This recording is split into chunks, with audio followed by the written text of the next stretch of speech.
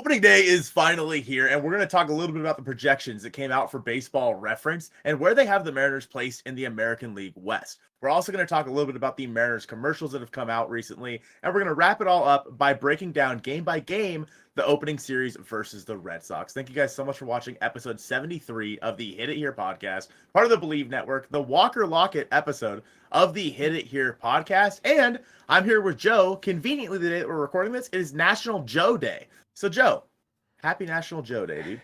There's no way that's an actual thing. I refuse It's a real to thing. believe. Look it up. You're making it up just to make me feel better, but it worked. I'm feeling great. And the Baseball Reference projections have me feeling on cloud nine. So just a little disclaimer: MLB playoff odds are based on 1,000 simulations of the rest of the season and playoffs. The team's estimated quality is determined by the performance on their last 100 regular season games, even if it spans seasons. A couple, little nuance there for Baseball Reference and their projections. And looking around, some of the notable, like the Yankees, they got the Yankees in the cellar at 72 and 90, which is just, it seems a little weird. And, they've got the Brewers winning 92 games. Like, just take this with a grain of salt. But of course, our Seattle Mariners. Wait.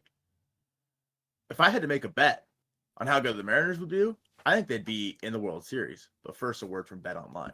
I know that March Madness is still ongoing, and BetOnline has been your guys' bracket headquarters for this tournament season, but I can't not be excited about MLB opening day. BetOnline is your place to go with the most up-to-the-date odds, news, and info and lines on every game across the MLB. If you wanted to place a bet on the Red Sox Mariners game tonight, you can do it with BetOnline, whether you want to do it from your computer a couple hours before the game. Maybe you've got a laptop, you can do it while you're sitting on the couch, or even on your phone from the couch, loading up the game, getting ready to watch your Seattle Mariners take on the Boston Red Sox. You can do it with BetOnline. You can place a parlay, you can place player props, whatever you're feeling for that day. And remember, when you head to BetOnline and you get in on all the action, remember to use promo code Bleav, that's BLEAV, for your 50% off welcome bonus on that first deposit that you make. BetOnline. The game starts here.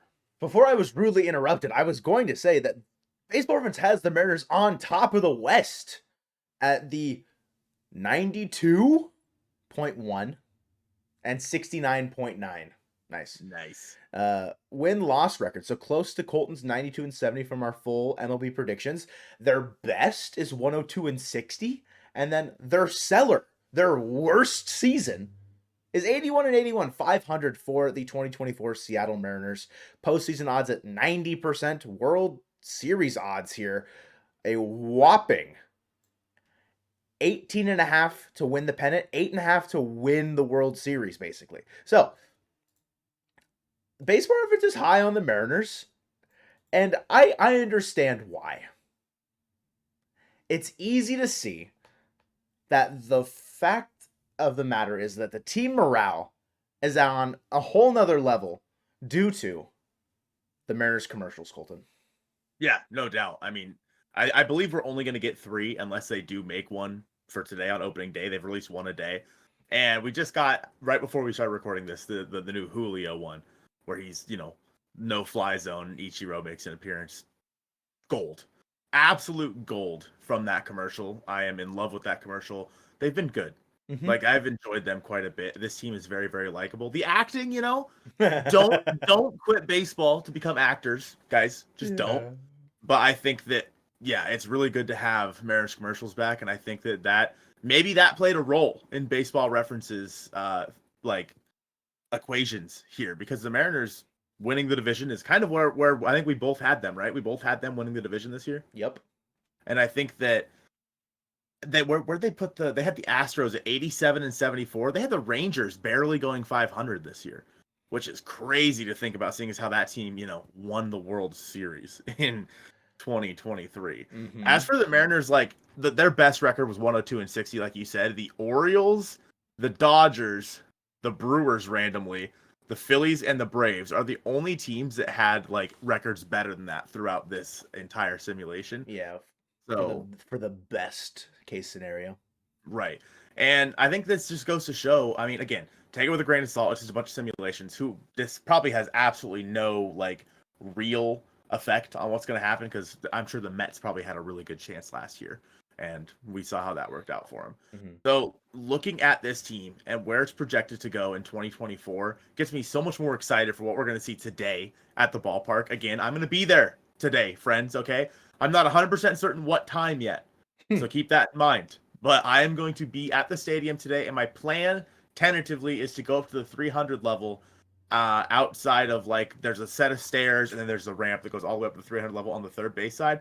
Tentatively, I'm going to be there for a while, just trying to meet all of you guys. I'll put a post out on Twitter, so make sure you guys are following us at Mojo Mariner. But Joe, let's just get right into it, bro. Let's talk about this first series for the Seattle Mariners, starting with Brayan Bello and Luis Castillo. So, it's a pretty, I think, easy pitching advantage here for the Mariners with Castillo on the mound. No slack here to Brayan Bello. He's good. He's due, I think, for a big year. He's looked pretty solid in spring. Got the big, the contract extension in the offseason. But it's not close for me personally. And in his career against Seattle, Bello's done okay. 11 innings across 2 starts. So he's not going deep. The Mariners are getting to him, or the Red Sox are not letting him really set fire to his starts. Like, they're pulling him out before things can get really bad. But a 4.09 ERA across those 11 innings. He's given up 11 hits, given up 5 earned runs, 1 home run, and he's walked 7 batters while striking out 14. So kind of seems like 2 volatile appearances. I would expect maybe something a little bit better out of Bello in terms of what it's not going to be as all over the place, if that makes sense, unless the nerves get to him on his first opening day start of his career. Like, he got the opening day nod, which is very exciting for him, but he's on the road against Seattle, who, although the stadium isn't sold out yet apparently, which is kind of crazy, everyone's boycotting, not buying tickets, the environment and everything going on in there, it's going to still be loud. It's still going to be a dogfight for him. And Luis Castillo had a good opening day start last year. I don't see any reason why the edge doesn't go to the Mariners here for the pitching. I completely agree with that. The Mariners in 2023 went 3-3 versus the Red Sox, and this year I don't know. I don't really expect the Red Sox to put up as much of a fight as they did last year, which is crazy to say because I had them going like 1-160 last year. So I think that Brayan Bello versus this Mariners lineup is going to be interesting to watch, because in the video that I posted yesterday, I had Dom Canzone up there hitting a double to left field off of Brayan Bello. It's just happening again, man. Because Dom Canzone is going to be getting the opening day start. He has to put him out there in left field, and he's going to drive the ball to the bullpen. I think that is my pick to click today. Should we do picks to click? Cool, Joe. We are. Dom Canzone is my pick to click. I'm glad I made that choice for you. Mm-hmm. I think that he is going to have a big game versus Brayan Bello and kind of show why he is the opening day left fielder. And again, like you said, Castillo, been there, done that. Brayan Bello, first opening day start, maybe the nerves get to him. And the Mariners lineup is going to look a lot different than it did last year. I think that we will see Josh Rojas in there at third. Again, Dom Canzone over there in left field. Assuming that Ty France isn't out on paternity leave, which I don't think we'll know. We might, probably by the time you're watching this, Mm-hmm. But at the time of recording this, we don't know if, his wife has had their baby or not yet. So we will see if Luke Raley's over at first base or if it's Ty France. But otherwise, I think it's pretty cut and dry as to who else is going to be in this game. Okay. My pick to click, since you just kind of threw it on me. We're only doing for game 1 here? Yeah, just game 1. Okay, game 1. I mean, it's a pretty easy answer for me. He absolutely owns the entirety of the AL East, and we saw him hit a couple homers against the Red Sox last year. 5, by the way, in 6 games. Cal Raleigh hit 5 homers in 6 games. His 8 hits, okay, 5 of them were bombs. He had a 381, 500, 1,143 slash for a 1.643 OPS against the Boston Red Sox. Cal is setting the home run record in the first game. Okay, he's hitting 5 bombs, game 1. Don't care. That's my pick to click. Cal Raleigh, He has dominated the AL East. He did very well, specifically against the Red Sox last year. I think, if I'm looking at this right, it might be his best against. Yeah, I think he performed the best against the Red Sox out of all the AL East. It's close with the Blue Jays, it's close, but overall, the Red Sox, he put the most damage on. But I thought it wasn't hard to pitch to Cal Raleigh if you executed your pitches. John Schneider is a clown. That's true. That is so A true. big clown. So let me get your, I guess, let me get your final score predictions then for game one. We're just gonna mainly do this for game one because it's opening day. You know, it's the first game of the season. It's tonight. So give me your predictions. I'm gonna go with a 5-2 Mariners win. I think Castillo's gonna go like 6 1/3, and then run into some trouble in the sixth. Devers will hit like an RBI double or something, and that'll get the first run on the board. By that point, the Mariners have already scored like 3 or 4, and they will turn to their bullpen. And with Devers on second, he will score. Whoever comes in, if it's Stanek, I doubt it's Stanek at that point, if it's Saucedo, something like that. Devers will score at some point in the sixth inning. That will be the only time the Red Sox score. They will score 2 in the sixth, and by that point, the Mariners in the seventh or eighth will tack on an extra run to be a little bit more, there's some insurance there. I'm going to go 5-2 final score. Andres Munoz is going to get the save. Castillo will get the win. 6 1/3, I'll go like 8 Ks. Raleigh's hitting a homer. I don't care. Cal's hitting a I thought he was homer. hitting 5. Well, he's hitting 5 solo home runs. Okay. Damn, no one's getting on in front of Cal. That's sad. Yeah, no. What about you? I think that I'm pretty right there with you with Castillo. He kind of lives up to the moment on opening day, I think. I'm gonna go 7. I'm just gonna give him 7 firm innings. He's gonna give up 1 run on 4 hits, and then they're gonna switch it over to, they'll probably go like Spire, Stanek to Munoz. I think the Mariners get a like 7 runs. I'm gonna go 7-1. Mariners win opening day 7-1. It's gonna just be an easy going game for the Mariners. It's gonna be a lot easier than opening day last year, where it took until James Karinchak became James Karinchak and gave up a 3-run home run to Ty France. I think that, again, MVP of the game is going to be Dom Canzone. He's going to have a double. He's going to drive in 3. Wow. He's also going to have a walk. Yep. Big game for Dom. Big game for Dom. And then the Mariners, again, take it 7-1 and get ready for game 2, which is... It'll be Nick Pivetta on the bump for the Red Sox versus George Kirby. Now, Pivetta in his career against the Mariners, he's done all right over his entire career. He hasn't pitched against the Mariners very often. Only 3 games, 18 2/3 innings pitched, a 4.34 ERA. He's given up 12 hits in those 18 innings. I read something wrong. 9 earned runs. He's walked 7, struck out 20 batters. A little bit more strikeouts in play for Pivetta there. It seems a 1.018 whip.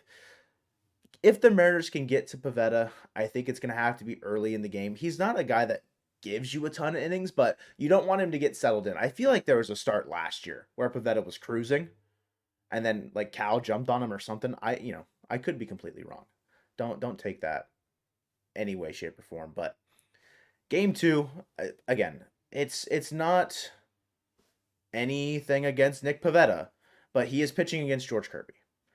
The pitching edge goes to the Mariners once again, pretty safely. Yeah, George Kirby, I mean, we all know that he has Cy Young aspirations in 2024. I honestly think that the pitching edge here goes to the Mariners even more so than it did in game 1. Wow. I think that Pivetta, again, Pivetta's been fine, but obviously there's a reason Brayan Bello is the opening day starter. I think that when it comes to any team playing the Seattle Mariners, the pitching edge is probably going to go to the Mariners. It just is. Like 9 times out of 10, it's going to go to the Mariners. And I think that this is another game where we probably see a very similar lineup to what we saw in the opening game of the series. I think that Cal probably gets a day off like game 4, because I Bleav that's a day game, right? I Bleav that's on Sunday. Yeah, and Sunday at 1, yeah. Yeah, so that's a day game. So Cal probably gets the day off on Sunday. Just night game or day game after a night game. I'm sure Sebi catches that game. As for when we're going to see like Luis Urias in this series, I'm not sure. I mean, maybe he comes in off the bench against like a left-handed reliever or something like that. But yeah, overall, I'm feeling pretty confident about this series. Game 2, George Kirby versus Nick Pivetta. George is going to go deep like he always does. Maybe not the 7th inning, though. He's not going back out there for the 7th, guys. Not going back out there for the 7th. Don't ask him to do it. He doesn't want to. That's right. I don't know. I think that looking at this series, let's talk about Game 3 really quick because that's what I'm really interested in. Really? And yes, because it's Cutter Crawford. Okay. And you remember the lore of Cutter Crawford during the offseason? I mean, everyone, if Cutter Crawford was a Mariner, he would be the most valuable trade chip in all of history. He would be a 1A in the minds of people trying to make fake trades to the Seattle Mariners. But since he's on the Red Sox, he's a bum. Was the I think the discourse. And to his credit, in his career against the Mariners, 2 games, 2 starts, 10 innings, no earned runs. He's only given up 5 hits. He struck out 12. He's pitched well against us in his career. It's a short career so far. Cutter Crawford is a guy that I think has a lot of potential to take a next step forward for the Red Sox in 2024.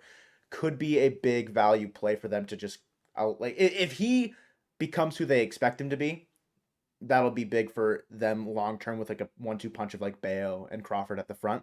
But he is again against Logan Gilbert, a guy that people would say, oh well, Cutter Crawford's pretty much basically just as good as Logan Gilbert, and if he was on the Mariners, people would think that, but they don't because he's on the Red Sox, which is I think completely not true.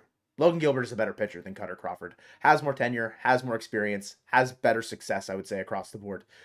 Logan Gilbert versus Cutter Crawford in Game 3. Colton, I don't think I need to ask you because Logan Gilbert was your Mariners Cy Young pick. But for the sake of argument here, who are you giving the edge to in Game 2? Yeah, I think I'm going to give it to the Seattle Mariners, Joseph. All right. Oh, You know okay. why? Yeah. Because Logan Gilbert's going to go 8 in his Whoa. first start of the year. Yeah, he's going to be that efficient. He's going to go 8. He's going to give up maybe 2 hits and no runs. Logan Gilbert is going deep versus the Red Sox. You can mark it down here, ladies and gentlemen. And if I'm wrong, we blame Colby. Oh, I thought you were going to say blame me. Nah, it's just funny to blame Colby for things. Okay. I think Gilbert going 8, it's early. He's got to be hyper efficient. He's got to be at 70 pitches going into the 8th inning, I think, if Scott's going to let him roll back out there. And depending on how the previous day goes, like with the bullpen, that could impact it for sure. We didn't really talk a lot about George in Game 2, but I expect him to every single starter here, I expect to at least go 6. That would be like my base level. I think George can easily go 6 or 7. Gilbert, I don't know if I want to push to 8 like you. I think he does have the advantage here.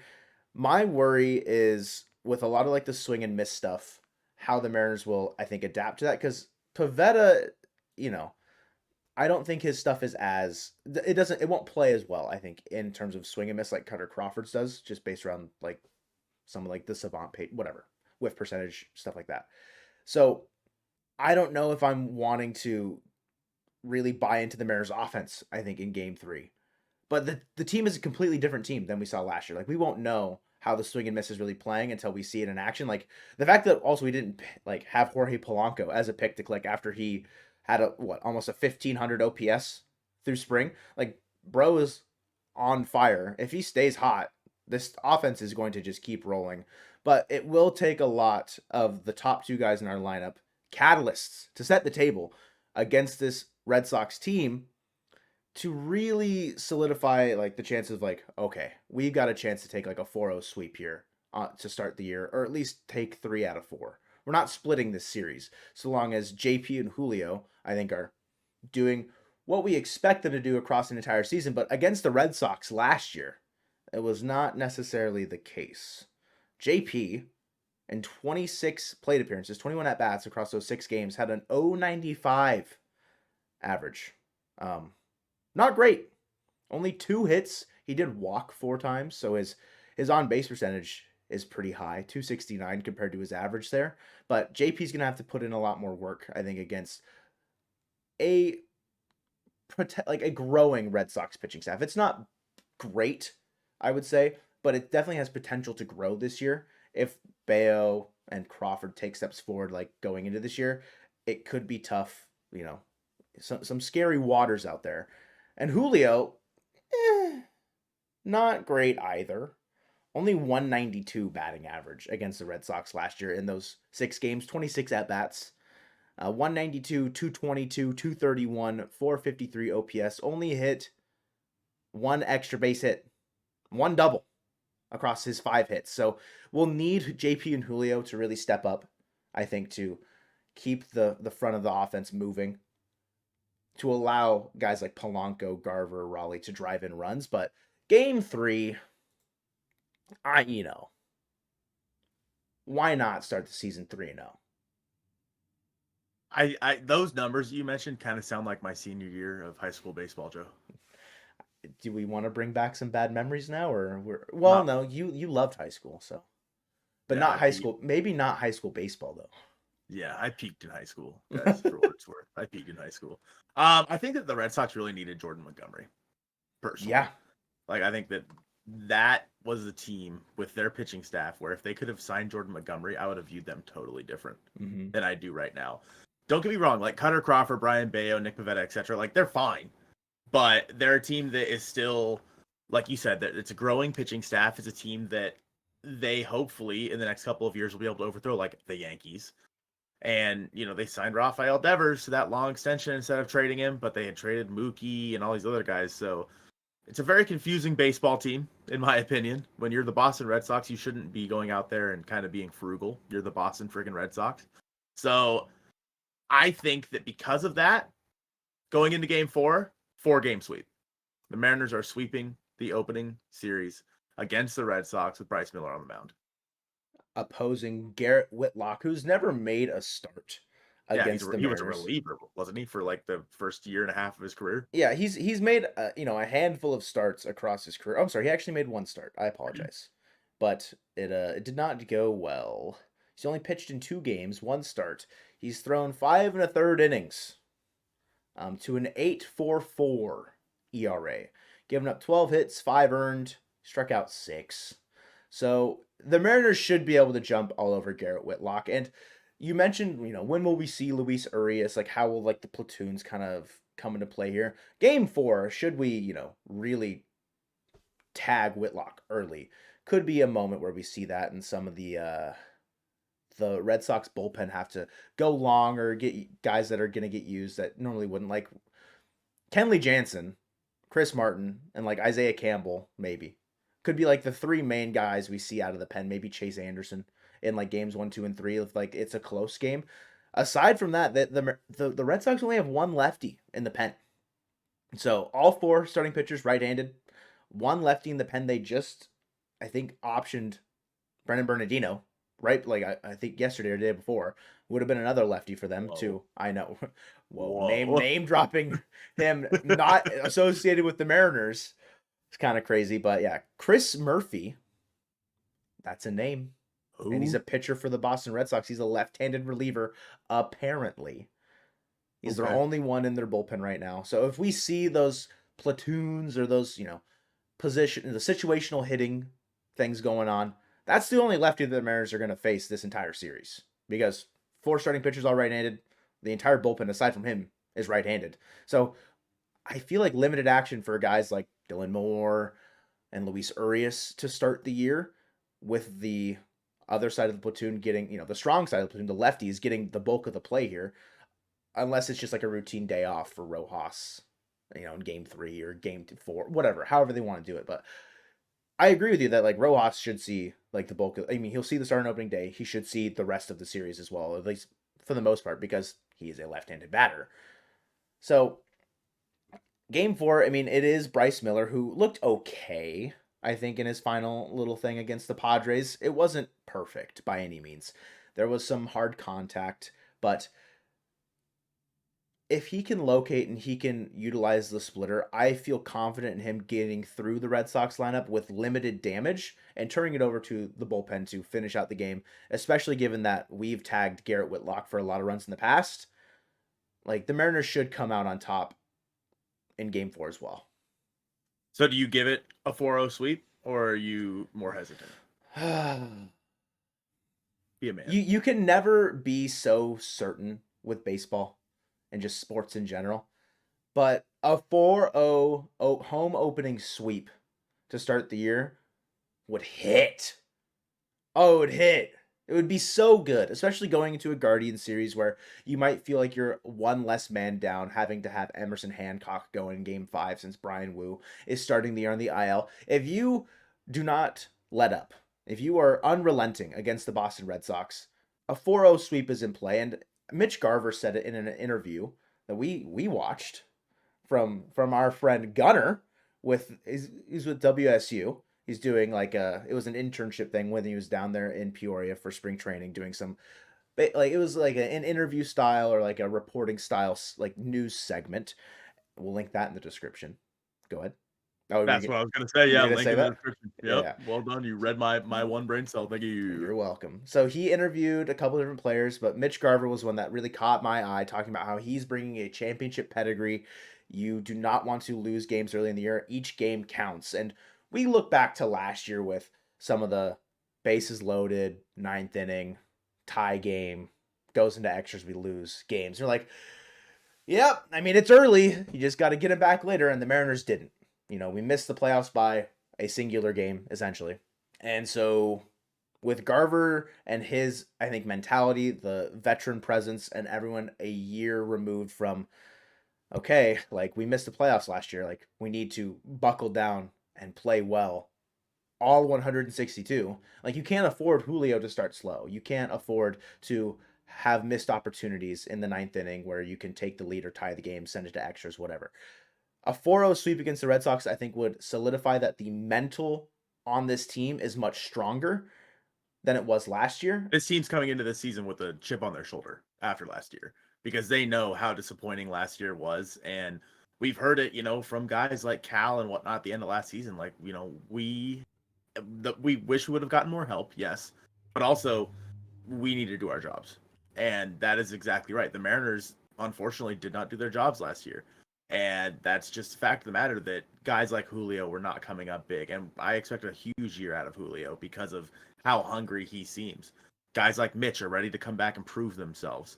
JP wants to prove that it wasn't just a one-off last year. Ty wants to reinvent himself. And then you add guys, veteran guys like Jorge Polanco and Mitch Garver. This team, I think, when we've talked about this, is the most well-rounded Mariners team that I have watched in the past decade, and it's not particularly close. Mm-hmm. So Joe, with this opening series, give me one dude and one dud for this series. Oh, okay. One dude. I think I'll stick to my guns. My pick to click. I think Cal Raleigh's just gonna start off the season against the Red Sox very, very well. He will be my dude. I will have a follow-up question for you here in a second. Okay. My dude for sure is Cal. My dud? God, I don't want to throw anybody under the bus. This feels mean. I don't want to say I don't want to say anything. I don't feel comfortable throwing my guys under the bus like this. Well, it was a question that was posed on the Hit It Here podcast, episode 73 on National Joe Day. So, God, my dud to start the year will be Ty France if he's playing, because he's probably got the baby on the mind. That's probably going to be weighing on him if he's having to play. If he's not, then, get out of jail free card for me. But that'll be my dud, and then he will come back strong after his paternity leave with dad strength. Those are my picks. Go ahead and give me yours, unless I stole one of yours. Did I steal one of yours? No, you Okay, did not. Cool. I am going to start with a dud because I like to start with the worst case scenario first. Uh-huh. And my dud is going to be, if I had to pick an offensive dud, I'm going to go with Josh Rojas. Boo! I know. I think that he's just going to have a rough start. Okay. And don't get me wrong, I think that he's going to be great this season. But coming out of spring training, I wasn't particularly I wasn't blown out of the water by Josh Rojas in spring. I think that he is still going to play his role very well. And I think that as a platoon guy with Luis Urias, he's going to be solid. But coming out of spring training, I am not particularly wowed by Josh Rojas this year. So far. Again, I think that he will turn it around just fine. My dude is going to be Jorge Polanco because, again, we saw how he looked incredible in that game versus the Padres. Mm-hmm. He was smashing the ball all over the place. That crazy play by Tatis, Jorge Polanco is as locked in of a second baseman as I have seen since Robinson Cano for the Seattle Mariners. And it's, again, not particularly close. I think that Jorge Polanco himself is going to be one of the best second basemen in the league this year. I think the Mariners did really well by the fan base by going out and acquiring Jorge Polanco. Okay. I feel silly not picking him now, truthfully. My question to you is, Steve tweeted it. Who's going to hit the first home run? I was thinking about this same question earlier. I will say the first home run of the season goes to Cal Raleigh. Damn. I mean, I'm going to be, I can't say that sentence. I will be aligning myself with the big dumper the entire weekend because I agree. I think Cal will have the first homer of the year. That's, again, it's written in the walls. Okay. It's been written as it was written. Lisa Nalgaib, like, Cal Raleigh will hit the first home run. He is against the Boston Red Sox. He hit 5 last year in 6 games. There's no reason to not start off this year on that same foot. You know what? I agree with that, Joe. On National Joe Day, I agree with you. Thank you. And with that being said, that is going to do it for episode 73 of the Hit It Here podcast here on opening day, presented by Bet Online, the David Rollins episode of the Hit It Here podcast. Go Mariners and happy opening day.